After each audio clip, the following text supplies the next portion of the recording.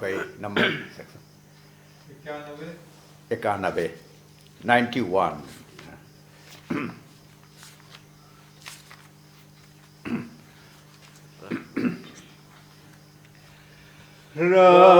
मेरे पास से डाला जाता है अंधेरा प्रभु बढ़ता आता है जब वो अकेला मित्र ये निराश होए नो के आश्रय तू मेरे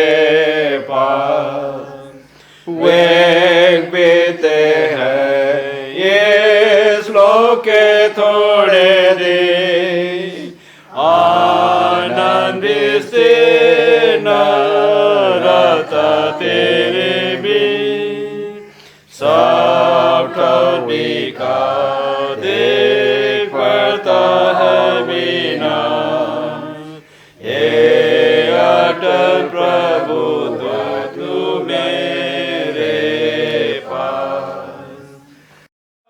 मैं उसके पार कैसे जाऊं मैं उसके पार यरदन पार मेरा कीना न दे दिख रहा यरदन पार यीशु गुरुवर तू ही सहारा यीशु गुरुवर तू ही सहारा जाने को उत्तम देश जाने को उत्तम देश यरदन पार मेरा कीना न दे देख रहा यरदन पार। धन्यवाद शोक सर्विस में भाग लेने के लिए।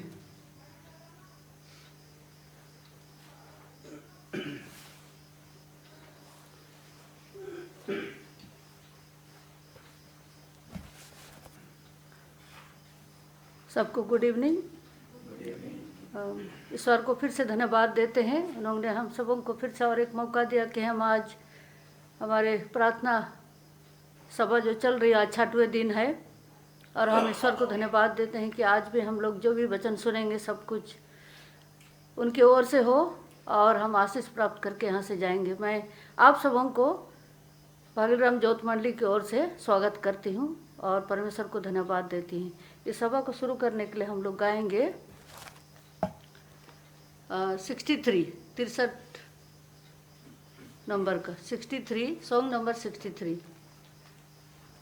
खोलना हो जाता हम लोग खड़े हो जाएंगे। उठो यीशु के लिए शुरू करिए। उठो यीशु के लिए दुष्ट योद्धाओं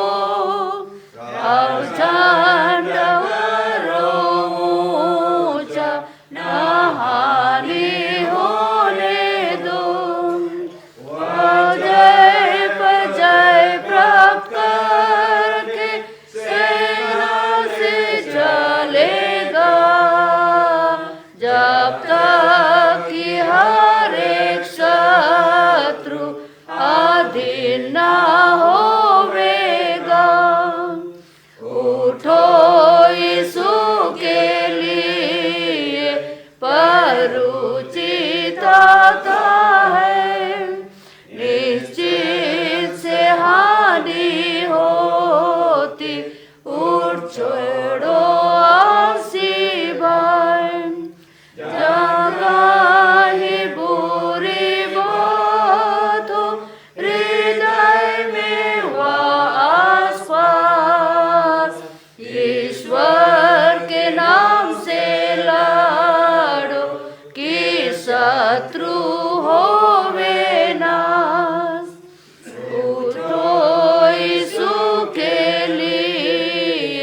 और हो उसमें सबल, मनुष्य की भुजा बलहीन, जान अपने को निर्बल, तू अपनी शक्ति बांधो हर एक को प्रार्थना से, और वही हो उपस्थित जो काम विपद पड़े। उठो यीशु के लिए, युद्ध थोड़ी देर का है, संग्राम का शब्द सुनते कल जय न सुनेंगे। आतेगा जीवन मुकुट, जय वंश जो निकलेगा, संग महाराज प्रतापी सदा राज करेगा। आइए हम लोग सर झुकाएंगे, प्रार्थना करेंगे। हे महान स्वर्गीय पिता, हम आपको धन्यवाद देते हैं क्योंकि आपने अभी तक हम सबों को भला चंगा रखा है, और फिर से आज हमारे इस प्रार्थना सभा में हम सबों को यहाँ पर सुरक्षित लाया है पिता। इसके लिए हम धन्यवाद देते हैं। आज आपने हम सबों के साथ रहे दिन भर, हम सभी अपने अपने कामों पे व्यस्त थे, और अभी शाम को हम फिर से यहाँ से आपके भवन में जमा हुए हैं पिता। इस वक्त हम आपसे विनती करते और अर्जी करते हैं, जैसा आपने बीते 5 दिन आप हम सबों के साथ रहे, हम सबों में वचन सुने, और आज फिर आज 6वें दिन है पिता। आज जो भी हम वचन सुनेंगे आपके दासी के द्वारा, विशेषकर आप उनके साथ रहें। जो भी वचन वो पेश करेगी, होने दे के सब कुछ आपके ओर से हो। आप पवित्र आत्मा को उंडेल दे ताकि वो जो कुछ भी बोलेगी सब कुछ आपके ओर से हो। और इस वक्त शैतान को आप दूर ले जाइए, ताकि हम जो कुछ भी हम सुनने वाले हैं सब ध्यानपूर्वक सुन सके और यहाँ से आशीष प्राप्त करके जा सके। हम प्रार्थना करते हैं जो इस सभा में शामिल नहीं हुए हैं पिता, उन सबों के साथ हो। जो नहीं आ सके, उनके परिवार में कुछ तकलीफ होगा, दुख होगा, उन सबों के साथ हो। और प्रार्थना करते जो बीमार दुख तकलीफ में हैं, उनकी भी तो सुधि ले। उनको जो भी इलाज चल रहा है पिता, आप उनके इलाजों पर आशीष हो, दवाई पर आशीष हो, ताकि वो लोग भले चंगे होकर फिर से यहाँ पर आके शामिल हो सकते हैं। हम प्रार्थना करते जहाँ कहीं भी ये सभा हो रही है पिता, हर एक जगह में आप साथ रहिए। जो खड़े होके आज बोलेंगे उन सबों के साथ हो। फिर से हम आपको धन्यवाद देते इस समय के लिए, मौका के लिए, कि हम सब यहाँ पर एकत्रित होकर आपके वचन को सुन सकते, आपके गीतों को गा सकते हैं। हमारे सारे पाप अपराधों को क्षमा कीजिए। इस प्रार्थना को मसीह के नाम से मांगते, सुनो ग्रहण कर, आमीन।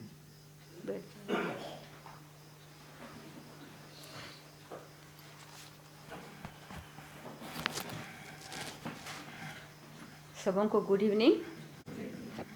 और जैसे हम सभी जानते हैं कि हम जो प्रार्थना सभा जो हमारी है 10 दिन की प्रार्थना सभा, और सिर्फ हम नहीं पर बोलना चाहिए पूरा दुनिया ये प्रार्थना सभा में भाग ले रहे हैं, और बहुत सारे बातों को हम क्या कर रहे हैं, सीख रहे हैं। अलग अलग प्रचार के द्वारा, अलग अलग वचनों के द्वारा हम बहुत सारे जो बातों को सीख रहे हैं, सुन रहे हैं। और ये नहीं कि हम सुनते हैं और एक कान से सुने दूसरे कान से निकाल दें, ये नहीं। ये हमारे आत्मिक बढ़ोतरी के लिए ये वचन हमारे सामने पेश की गई है। और हम जैसे जानते हैं हम आखिरी समय में रह रहे हैं, और बहुत ज़रूरी है कि हम परमेश्वर के साथ अपना संगति बनाएं, और हम अपने आप को, अपने जीवन को प्रभु यीशु मसीह के हाथों में सौंपना सीखें, और हम अपने जीवन में जो कुछ भी कमी कमजोरियां हैं उनको दूर करें, और हम परमेश्वर के सही रास्ते पर हम चल सकें। और फिर से मैं आप सबों का स्वागत करती हूँ। और आज 6वां दिन है कि हम जो कुछ भी सीखेंगे उस पर प्रभु आशीष देंगे। मैं छोटा सा प्रार्थना करना चाहती हूँ। हे हमारे सर्वशक्तिमान दयालु प्रभु परमेश्वर पिता, हम तेरे निकट आते हैं प्रभु।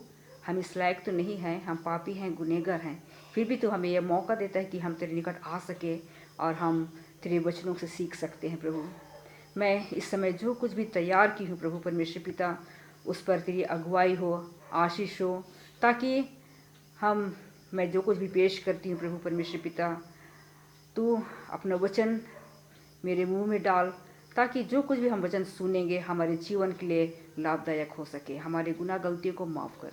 इस प्रार्थना को यीशु मसीह के नाम से मांगते हैं, तू दया करके सुनो, ग्रहण कर। आमीन।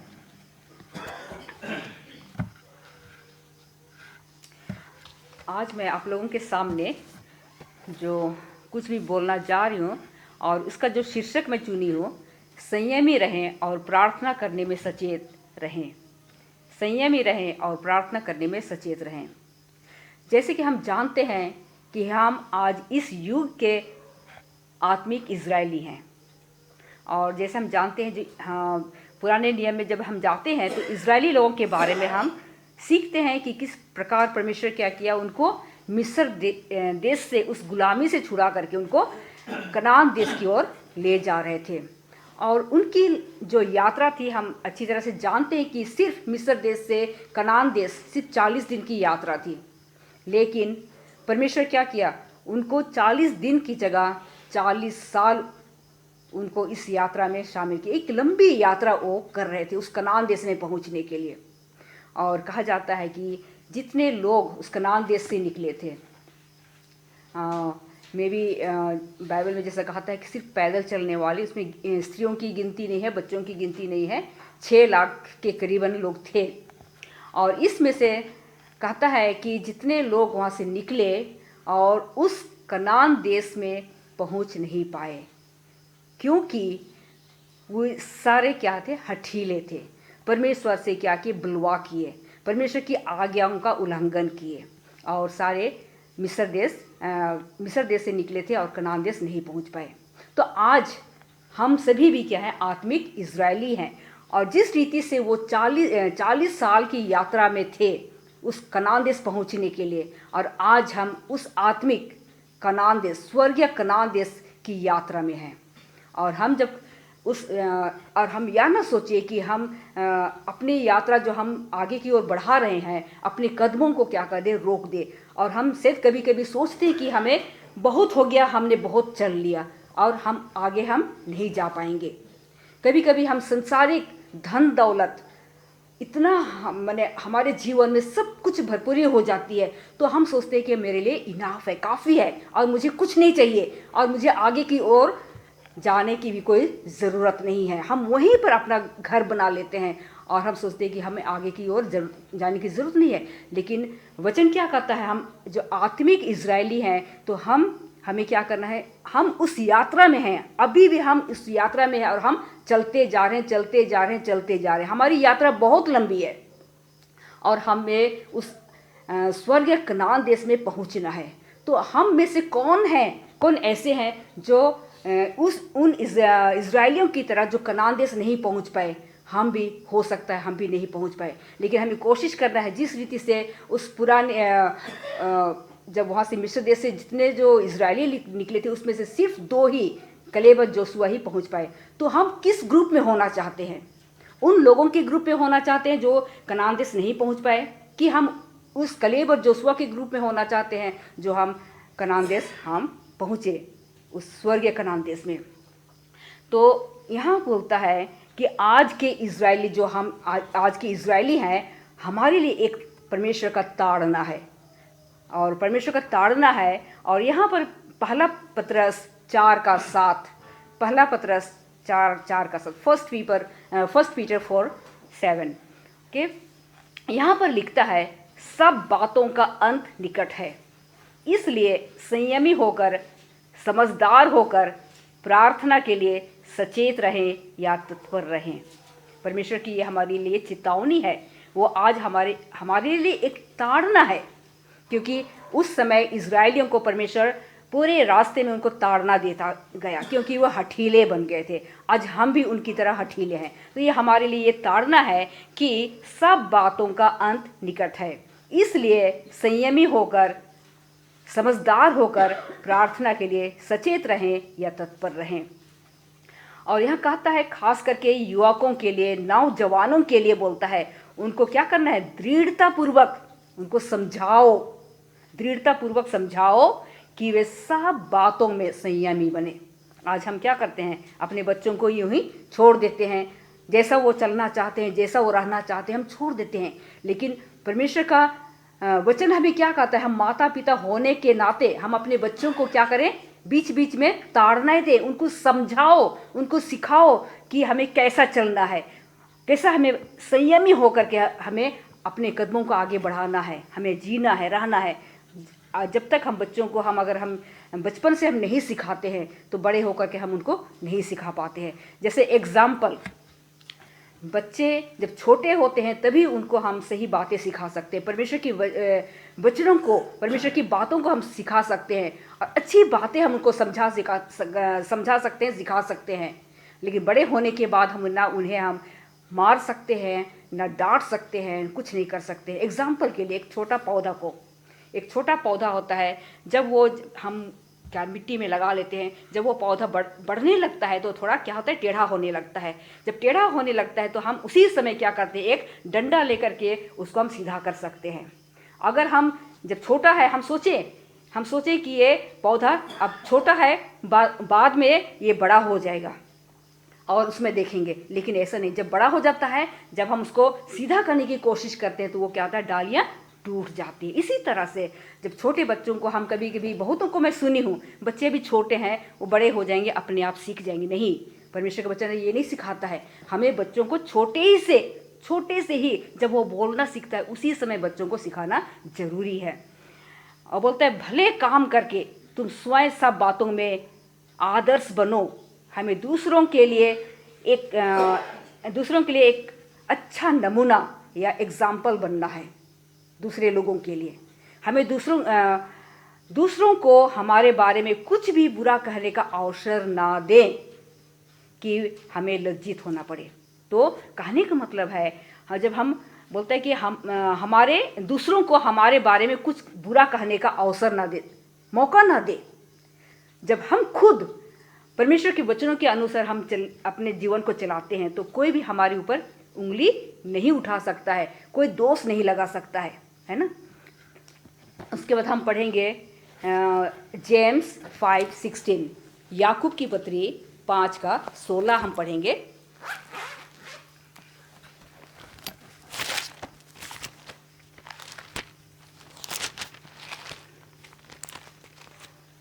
याकूब की पत्री 5:16।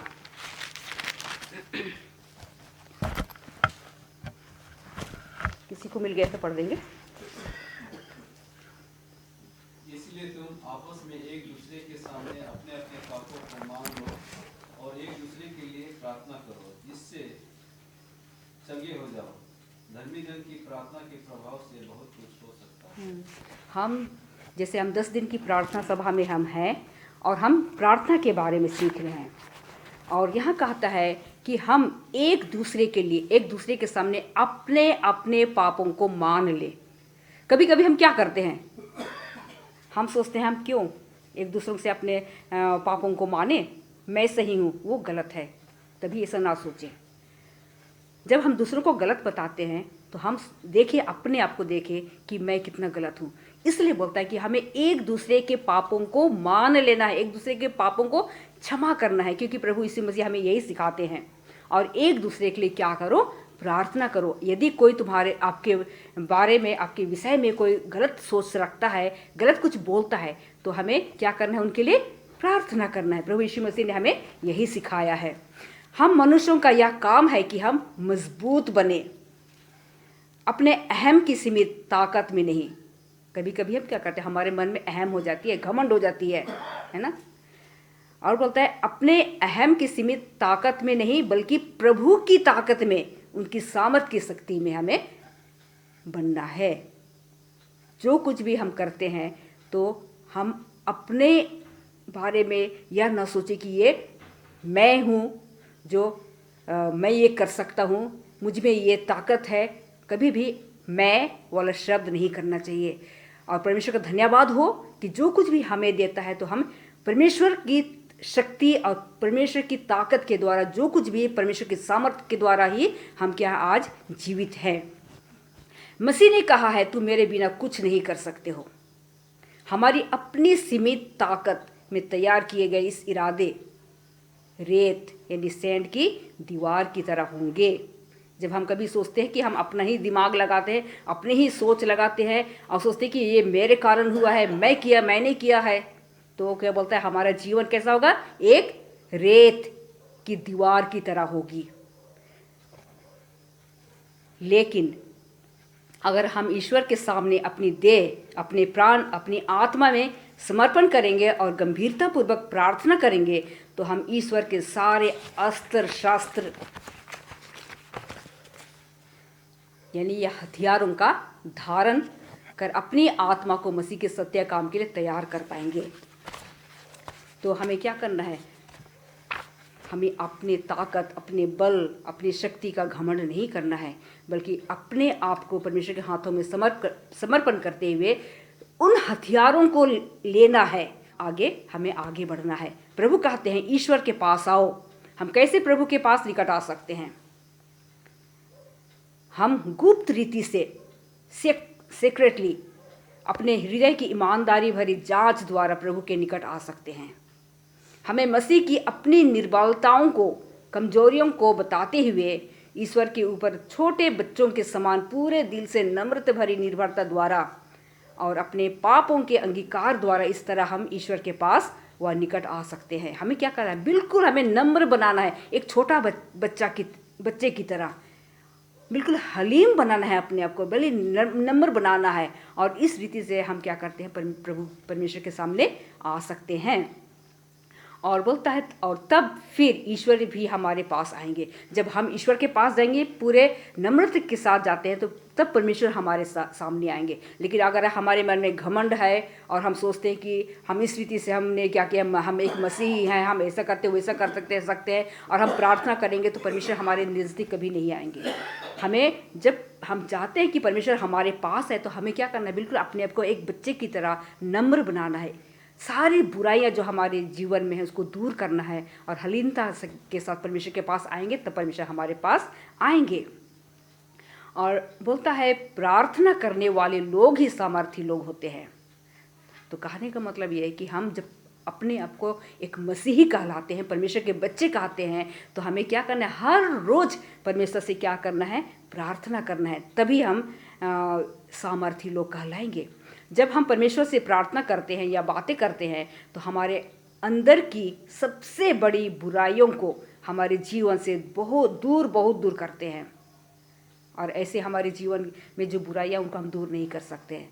जब प्रभु यीशु मसीह से हम प्रार्थना करते हैं और उस विश्वास के साथ आते हैं और परमेश्वर से हम सहायता मांगते हैं, तभी हमारी जो हर बुराई हमारे जीवन में वो दूर हो जाते हैं। यदि हमारे मन, हमारे हृदय को ईश्वर के चरणों तले रखते हैं, उसके शक्ति के अधीन करते हैं, तो जो बुराइयां आज हमारी मंडलियों में, हमारे परिवारों में है, फिर उनके लिए वहाँ कोई जगह ना रहेगी। अगर हमारे मंडलियों में कोई ऐसी बुराइयां है, हमारे घरों में ऐसी बुराइयां है, तो परमेश्वर कहता है हमारे लिए कोई जगह नहीं होगी परमेश्वर के पास। हमारे लिए यह सचेत रहने और प्रार्थना करने का समय है। जैसे हम जानते हैं, हम आखिरी समय में रह रहे हैं, प्रभु यीशु मसीह का आना बहुत ही निकट है। तो वचन क्या बोलता है? जितना तुम ऐसी चीज़ों को देखो, सुनो, तो और भी परमेश्वर के निकट आओ और ज़्यादा से ज़्यादा समय क्या करो? परमेश्वर के निकट आना है, प्रार्थना करना है, उनके वचनों को पढ़ना है और अपने जीवन को बदलना है। हम सोचते हैं कि हम प्रार्थना कर रहे हैं, हम बाइबल पढ़ रहे हैं और हम अपने जीवन को नहीं बदल रहे हैं, कोई चेंजेस नहीं हमारे में, तो हम कुछ नहीं कर सकते हैं। और बोलता है, इस तरह हर तरह से भोग विलास, गर्व व घमंड स्वार्थ को त्यागने का समय है। वह कीमती समय जो बहुतों द्वारा बर्बाद किया जा रहा है, आज हमारे लिए बहुत ही कीमती समय है और हम नहीं चाहते कि हम इस कीमती समय को क्या करें? बर्बाद करें। चिंतन, मनन और प्रार्थना करने में खर्च किया जाना चाहिए और ज़्यादा समय हमें प्रार्थना में समय बिताना चाहिए। आइसाया 55:6-9 हम यहाँ पढ़ेंगे। यशायाह 55 का 6 से 9।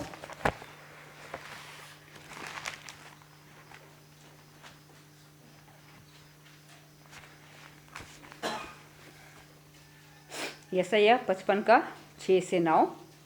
और मैं यहाँ पढ़ रही हूँ। जब तक यहोवा मिल सकता है तब तक उसकी खोज में रहो, जब तक वह निकट है तब तक उससे पुकारो। दुष्ट अपनी चाल चलन और अनर्थकारी अपने सोच विचार छोड़कर यहोवा ही की ओर फिरे, वह उस पर दया करेगा। वह हमारे परमेश्वर की ओर फिरे और वह पूरी रीति से उसको क्षमा करेगा। क्योंकि यहोवा कहता है, मेरे विचार और तुम्हारे विचार एक समान नहीं हैं, ना तुम्हारी गति और मेरी गति एक सी है।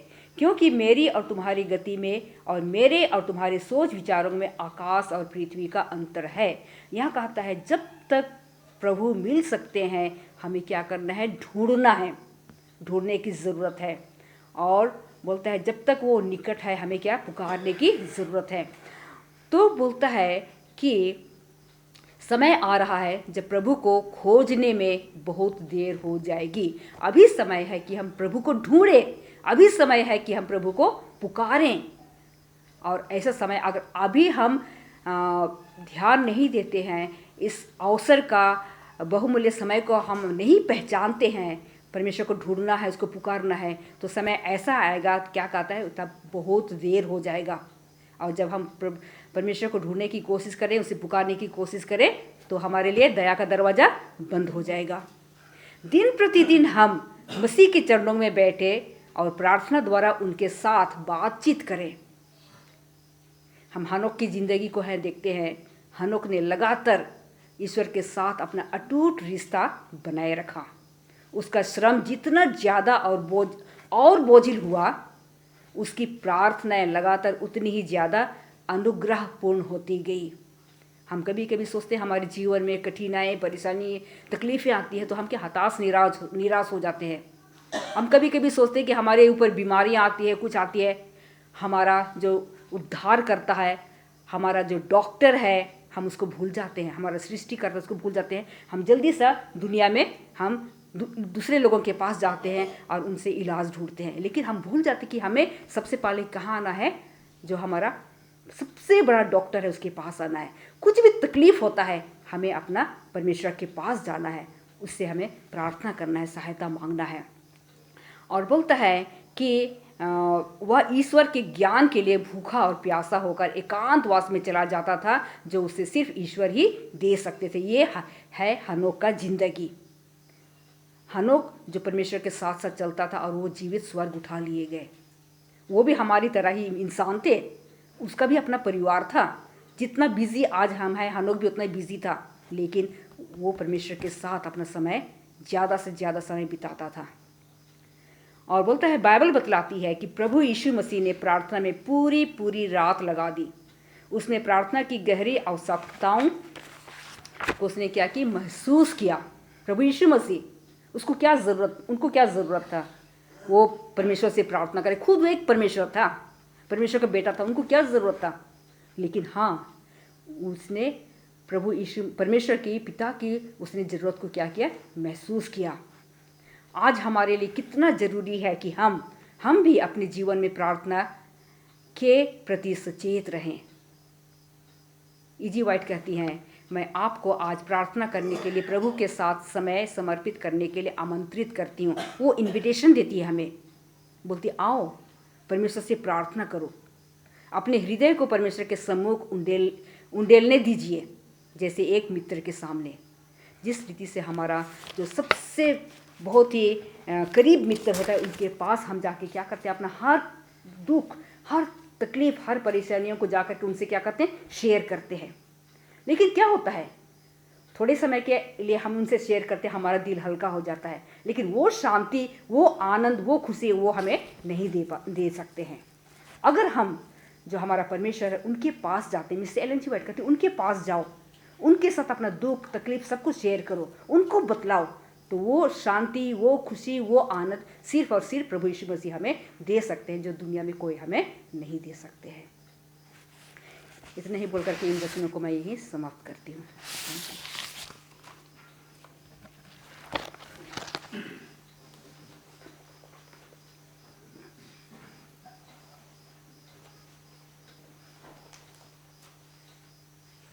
मैं विशेष बीना लकड़ा को धन्यवाद देते, सुंदर वचन के लिए जो हम सबों के लिए लाभदायक है। इस वक्त हम इस सबक को अंत करेंगे। 80 सॉन्ग नंबर 80 हम लोग गाएंगे। खोलना हो तो हम लोग थोड़ा खड़े हो जाएंगे।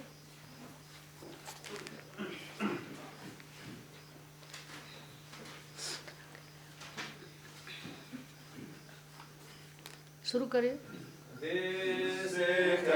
आनंद का स्वर्गीय स्थान, तेजमय स्वरूप वहाँ दिन के समान, मधुर में गाते हैं, यीशु नाम के गाते हैं और सराहते हैं स्तुति गान। उस आनंदमय देश को अभी चलो, संदेह क्यों करते हो, देख मत करो। होगा हमें आनंद, पाप और दुख जब होंगे बंद, होगी ख्रिस्त स्वजन धन्य सदग्रहो। उस आनंदमय देश में जब झलक दर्शन करेंगे जय।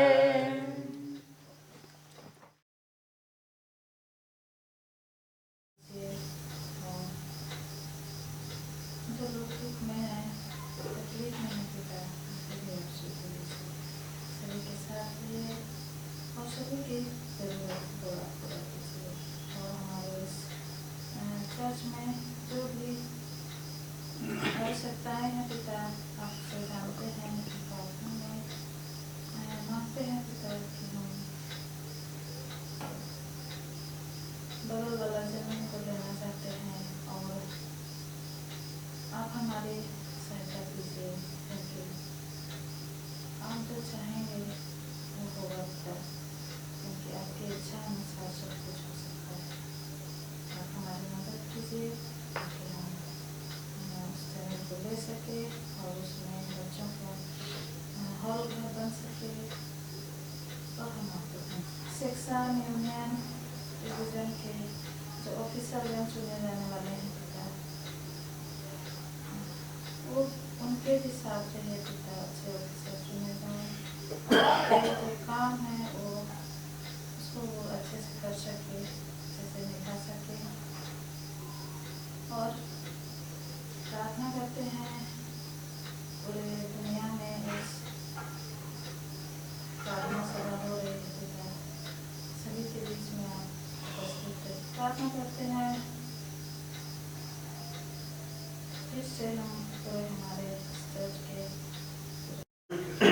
स्वर्गीय पिता तुझे धन्यवाद देते हैं ये सुंदर सभा के लिए। तूने हम सबों को तेरे सभा में आने के लिए हमें अगुवाई किया है और इस सभा में जो भी वचन सुने उसको हमारे मनों में लिख छोड़ ताकि हम उसके अनुसार चलें और अपने जीवन को तेरी ओर फिराने सकें। यूनियन डिवीज़न और सेक्शन में जितने भी लोग हैं सबों के साथ हो और एक ही आशीष के साथ जो भी सोच विचार करते हैं सब तेरी ओर से होने सके। पिता इस घड़ी जितने भाई और बहन आए और नहीं आए सबों को एक ही आशीष से परिपूर्ण कर पिता। और अधिक क्या मांगने के पहले तो सब कुछ जानता है। इस छोटी योग्य विनती यीशु मसीह के नाम चाहते हैं, सुनो। धन्यवाद देते हैं आपको कि आपने हम सब के लिए ये सुनहरा और सुअवसर मौका दिया है कि हम पिता हम अपने अपने पापों को माने और आपके पास हम फिरे। जो हमारे जीवन में कमी है उस कमी को महसूस करें और इसी तरह से हम दिन प्रतिदिन जो पिता आपके दिए आगे के अनुसार से चलने वाले बन सके, इस तरह से तो हमें से प्रत्येक को तो आशीर्वाद करें। धन्यवाद देते हैं कि आज के दिन के लिए, दिन भर की रक्षा रखवाले के लिए धन्यवाद देते हैं। इस समय जब हम इस 10 दिन की प्रार्थना सभा में और इस 6वें चरण में हम सब हो सके और आपके वचन सुन सके पिता, इन वचन जो पेश की गई पिता उस वचन के प्रति वो आशीष दे और हमें वचन के अनुसार से चलने वाले बना, ताकि पिता जो हम में कमी है उस कमी को हम महसूस कर सके और उसी तरह से हम दिन प्रतिदिन आपकी आशीष के तले हम बढ़ सके। इस तरह से तो सबको आशीर्वाद करें। प्रार्थना करने चाहते इस समय जो हमारे चर्च के हर एक सदस्यों के साथ हो, उनकी हर एक आवश्यकता को, हर एक जरूरतमंद को जानता है और जो बीमार में है, तकलीफ में है, उनकी सुधि ले। प्रार्थना करते हैं हमारे जितने भी बुजुर्ग रिटायरीज हैं सबों के साथ हो, सबों को तो अपने छात्र छाया में रख और सबों को तो जैसे वो अपने रिटायर्ड में व्यतीत करते हैं उन्हें आशीष के साथ तो माला कर, ताकि आपके आशीष अनुग्रह का तले सब अपना रिटायर जीवन अच्छी तरह से व्यतीत कर सके। उनके हर एक दुख दर्द कष्ट तकलीफ को तो ले और उन्हें तो चलाए। प्रार्थना करते हैं इस सभा के लिए जो पूरे दुनिया में इस सभा हो रही है, उन सबों के साथ हो, जितने संचालक हैं चला रहे हैं उनके साथ हो, जो वक्ता है उनके साथ हो। और प्रार्थना करते हैं हमारे इस क्षेत्र के जितने भी पादरी प्रचारक गण हैं पिता, इस सभा में सहभागी होते हैं सबों को तो अगुवाई और इसी तरह से वे सब भी अपने अपने जगहों में, अपने अपने चर्चों में इस सभा से आशीषित हो सके। प्रार्थना करते हैं हमारे सेक्शन, यूनियन, डिवीजन, जीसी जो पिता ये साल एक नई चुनाव होने वाली है, चुनाव में तो सबको तो अगुवाई कर, अपने पवित्र आत्मा से तो सबको तो अभिषेक कर, ताकि आपके पवित्र आत्मा के अभिषेक के द्वारा से चुने जा सके और आपके काम के योग्य हो सके पिता। इस तरह से तो सबको तो आशीर्वाद इस तरह से प्रार्थना करते हैं। जो बीमार में हैं जैसे मिस्टर अमर पौरव के साथ हो, उन्हें तो उनके हर एक तकलीफ को तो जानता है पिता, उसके अनुसार से तो उन्हें तो अगुवाई कर और उन्हें तो आशीष दे और उनकी जितने भी तकलीफ है उसको तो दूर कर, पहले चंगे स्वस्थ होकर आपको धन्यवाद दे सके। प्रार्थना में रखते हैं मिस्टर क्रिकेटर उनके परिवार के लिए, उनके बेटे के लिए विशेष करके कोई चाहे के भी पिता अगर है तो उन्हें तो सुरक्षित रख और उन्हें सुरक्षित घर वापस आने में तो अगुवाई कर।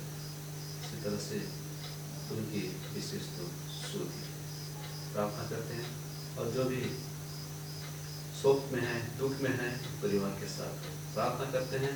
इस महामारी से जितने लोग पीड़ित हैं उन सबों के साथ हो, जितने डॉक्टर हैं, नर्स हैं, उनकी तो उन्हें तो अगुवाई कर, ताकि आपके अगुवाई के द्वारा से जितने भी रोगी हैं पिता उनको देखभाल कर सके और वे अच्छी इलाज दे सके। इस तरह से आशीर्वाद प्रार्थना करते हैं हमारे जितने भी स्कूल हैं और जिस तरह से क्लास 9, 10, 11, 12 उनकी जो क्लास खुलेगी पिता उसमें बच्चे जाएंगे, उन सबों को तो सुरक्षित रखना, ताकि सुरक्षित रहते पिता वे अपना पढ़ाई कर सके और आपको धन्यवाद दे सके। यदि स्कूल के शिक्षक हैं, प्रिंसिपल हैं, सबों के साथ हो, सबों को तो आशीष दे। तो धन्यवाद देते फिर से इस मौका के लिए कि आपने हम सबको ये मौका दिया है कि हम इस प्रार्थना सभा में सहभागी हो सकते हैं।